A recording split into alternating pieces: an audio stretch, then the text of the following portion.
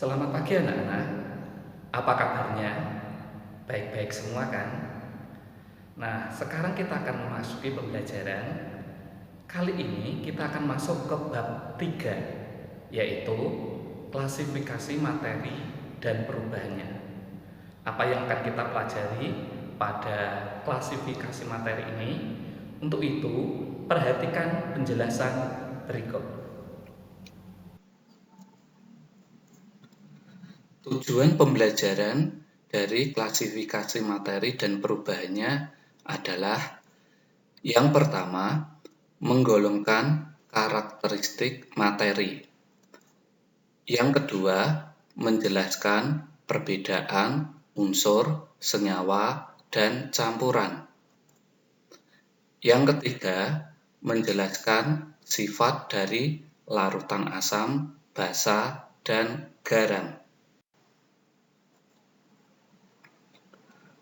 Materi atau zat adalah sesuatu yang mempunyai massa dan menempati ruang atau mempunyai volume. Berdasarkan wujudnya, materi atau zat dibagi menjadi 3. Yang pertama, zat padat. Yang kedua, zat cair. Yang ketiga, zat gas.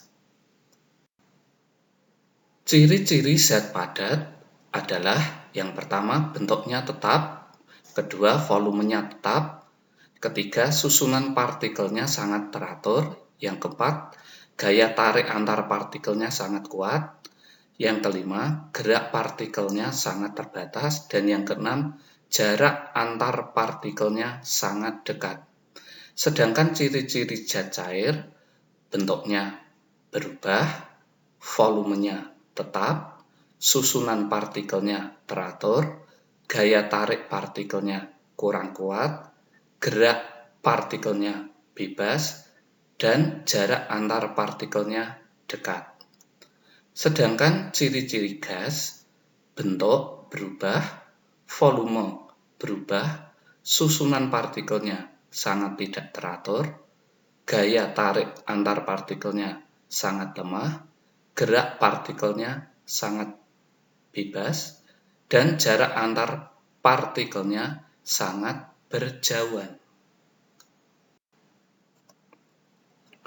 Kemudian berdasarkan komposisinya, materi atau zat dibagi menjadi 2. Yang pertama, zat tunggal.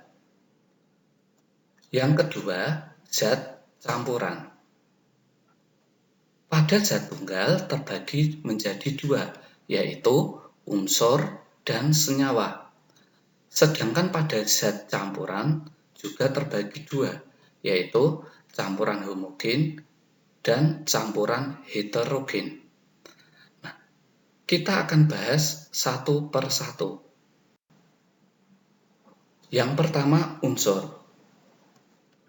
Unsur merupakan zat tunggal yang tidak dapat diuraikan lagi menjadi zat yang lebih sederhana dengan cara kimia biasa. Jenis-jenis unsur. Yang pertama, unsur logam. Ciri-ciri unsur logam, yang pertama biasanya berwujud padat, kecuali raksa. Yang kedua dapat ditempa dan diregangkan. Yang ketiga, penghantar listrik dan panas yang baik. Yang keempat, titik didih dan titik lelehnya tinggi. Contohnya, yang pertama aluminium, lambangnya Al. Yang kedua, emas. Emas dalam bahasa Latin aurum, lambang emas Au. Yang ketiga, perak. Perak dalam nama latinnya argentum, lambangnya Ag. Yang kedua, unsur non-logam. Ciri-ciri unsur non-logam, yang pertama biasanya berwujud padat, cair, dan gas. Yang kedua, tidak dapat ditempa dan diregangkan. Yang ketiga, penghantar listrik dan panas yang buruk. Yang keempat, titik didih dan titik lelehnya rendah. Contohnya, oksigen, lambangnya O. Hidrogen, lambangnya H. Karbon, lambangnya C. Berikutnya kita akan bahas senyawa. Senyawa adalah zat tunggal yang dapat diuraikan lagi menjadi zat yang lebih sederhana dengan cara kimia biasa. Atau dalam pengertian yang lain, senyawa adalah gabungan dua unsur atau lebih melalui reaksi kimia. Molekul merupakan bagian terkecil dari senyawa. Molekul ada dua. Yang pertama, molekul unsur.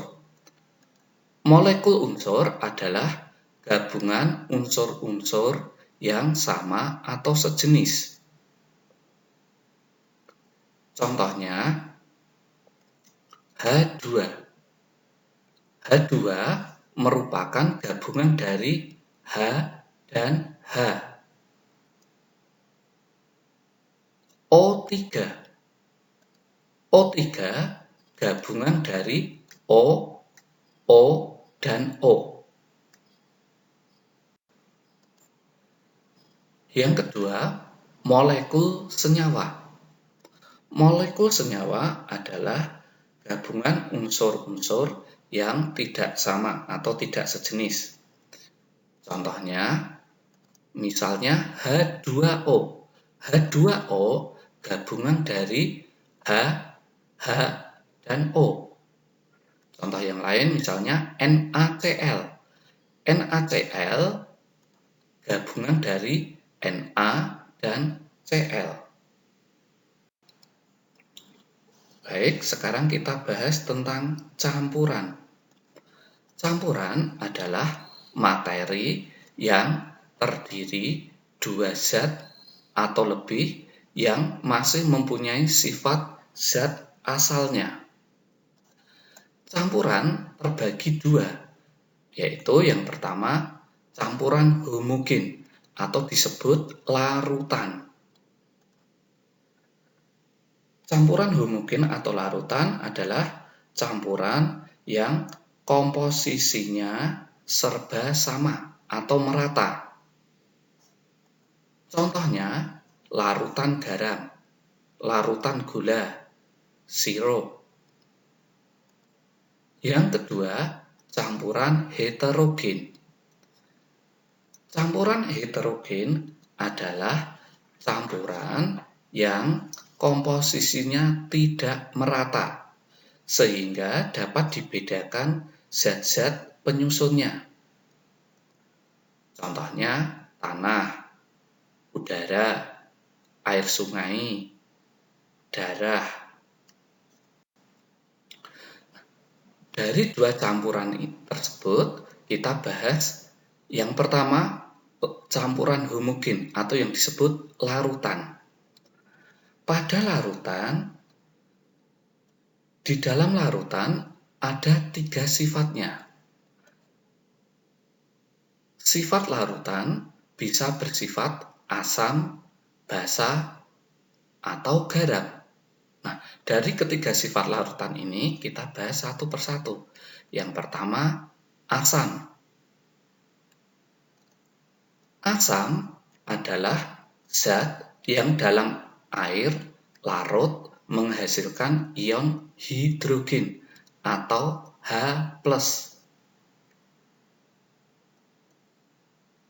Ciri-ciri asam, yang pertama rasanya masam, yang kedua bersifat korosif, yang ketiga mengubah kertas lakmus menjadi merah, yang keempat menghantarkan listrik. Contoh-contoh asam dalam kehidupan, misalnya asam malat terdapat pada apel. Asam sitrat terdapat pada jeruk. Asam askorbat terdapat pada vitamin C. Asam sulfat terdapat pada air aki. Yang kedua, sifat larutan basa. Basa adalah zat yang dalam air larut menghasilkan ion hidroksida atau OH negatif, OH-. Ciri-ciri basa: rasanya pahit, bersifat kaustik, mengubah kertas lakmus menjadi biru, dan menghantarkan listrik.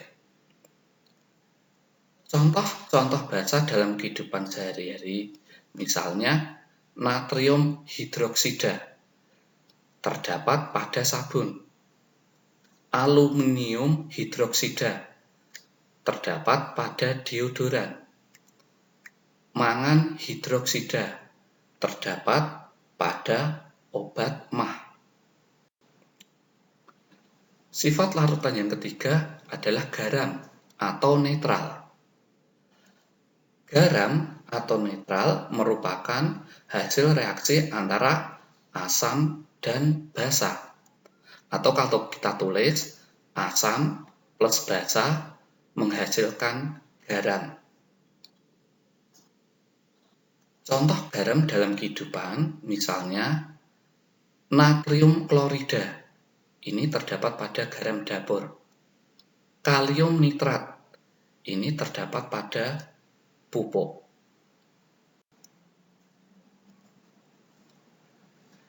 Baik, kita bahas indikator asam basa. Untuk mengetahui zat atau larutan bersifat asam atau basa, maka kita gunakan yang namanya indikator asam basa. Indikator asam basa adalah zat yang dapat menunjukkan perubahan warna bila bereaksi dengan asam atau basa. Indikator asam basa ada dua. Yang pertama, indikator alami. Indikator alami ini didapat dari alam, misalnya kunyit, kol merah, atau bunga sepatu. Yang kedua, indikator buatan. Nah, indikator buatan yang kita kenal adalah kertas lakmus. Nah, sekarang kita akan bahas tentang kertas lakmus ini. Kertas lakmus ada dua, yaitu yang pertama kertas lakmus merah, yang kedua kertas lakmus biru. Nah, bagaimana cara penggunaan kertas lakmus ini untuk mendeteksi suatu zat bersifat asam atau basa? Cara penggunaan kertas lakmus. Apabila kita ingin mengetahui sifat asam atau basa suatu zat atau larutan, maka kita tinggal mencelupkan kertas lakmus tersebut ke dalam larutan. Lalu bagaimana cara mendeteksinya? Dalam larutan asam, kertas lakmus biru akan berubah menjadi warna merah. Dalam larutan basa, kertas lakmus merah akan berubah menjadi biru. Demikian, kita sudah belajar tentang klasifikasi materi sampai asam basa. Untuk lebih jelasnya, anak-anak bisa membaca pada modul yang sudah dibagikan. Untuk pertemuan berikutnya, kita akan membahas tentang pemisahan campuran dan perubahan pada benda. Demikian, tetap semangat belajar, jaga kesehatan, Tuhan memberkati. Ingat, patuhi, dan jadikan kebiasaan.